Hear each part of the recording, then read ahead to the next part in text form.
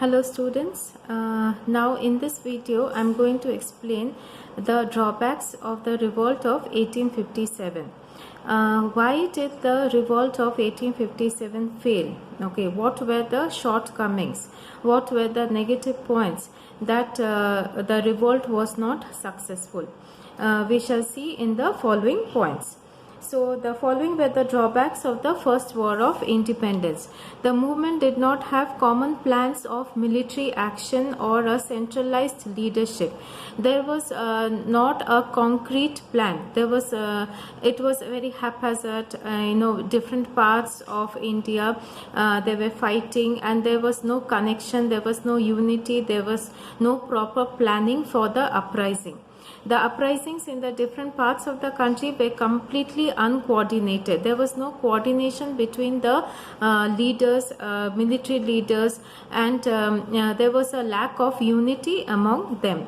The movement had no common goal before it except for the anti-foreign sentiments. Okay, the only sentiment that connected was that they had to revolt against the British.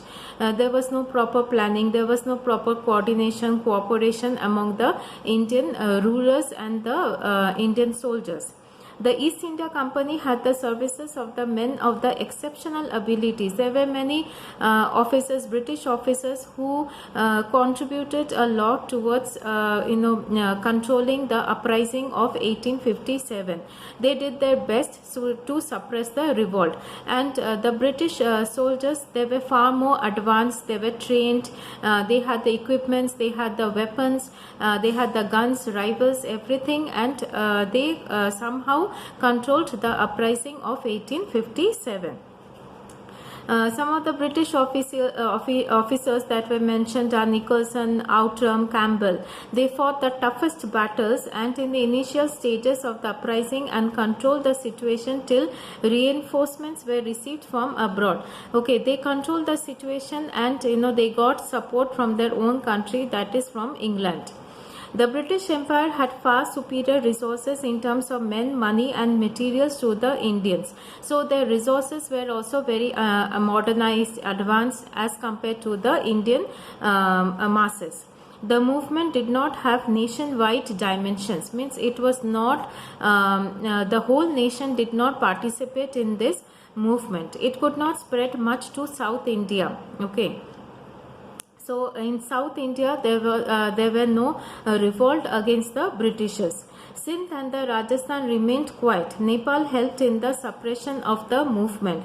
Bombay and Madras armies remained loyal to the British. So, mostly the revolt spread in northern India, and in the South India, they did not at all participate in the movement.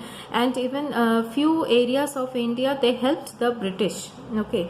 Some of the rulers of the Indian states and the big zamindars refused to join the movement.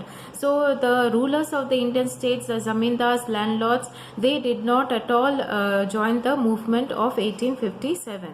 Some sections of the Indian society were hostile to the uprising. Hostile means what? They were opposed to the revolt of 1857. For example, the money lenders and the big merchants of Mumbai, Kolkata and Chennai, whose main profits came from the economic connections with the British merchants. So these, the big money lenders, the merchants, they used to have huge profit from from establishing a business relationship with Great Britain, right? So they did not find it profitable to participate in the revolt of 1857 because their profit would be hampered, or they will not receive any profit or gain or support from the British East India Company. Some sections of the educated Indians did not support the cause, as they had the wrong notion that the British rule would help them accomplish the tasks of modernization, while those opposing the British government would take the country backward. Modernization, like railways were established, telegraph poles were constructed. So this modernized the Indian society and the country as a whole. So some of the Indians, they felt that if we participate in the revolt, it will be taking the country backwards. So they did not participate wholeheartedly in the revolt. The uprising was supposed to begin on 31st May 1857, but due to the greased cartridges incident, it began much before the fixed date. So the date which was fixed for the uprising was 31st of May 1857, but due to the immediate cause, which was like the fat of the cows and the pigs in the cartridges of the Enfield rifles, it began much earlier. So the whole plan remained disorganized. So it was not at all organized. So these were some of the drawbacks, these were some of the shortcomings why the revolt of 1857 failed. Next, we are going to see the nature of the war. What was the nature of the war? Why it is known as the First War of Independence? Historians and scholars have different views about the nature of the outbreak of 1857. Vinayak Damodar Savarkar in his book The Indian War described it as a planned war of national independence. So as I told you in the while giving the introduction to the chapter, the Indian historians, they felt that it was the first war of independence, whereas the Western historians, they felt that no, it was not a war of independence, it was just a revolt. It was simply a sepoy mutiny, or the mutiny or the revolt of the Indian soldiers against the British rule. Noted historian S.N. Sen also believes that the uprising of 1857 was a war of independence. According to him, the uprising began as a fight for religion and ended as a war of independence, as the revolutionaries wanted to get rid of the alien government. Alien means the foreign government, and restore the old order of which the King of Delhi was the rightful representation. So it started as a war of religion. Religion by the fat of the cows and the pigs.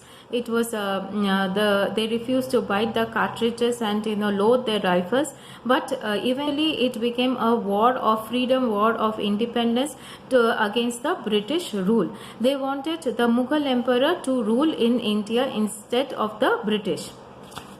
Whatever be the nature of the uprising of 1857, it is generally hailed as the first war of independence because it was the first mass uprising in which all the sections of Indian society participated against a common enemy, that is the British. It paved the way for the rise of modern national movement.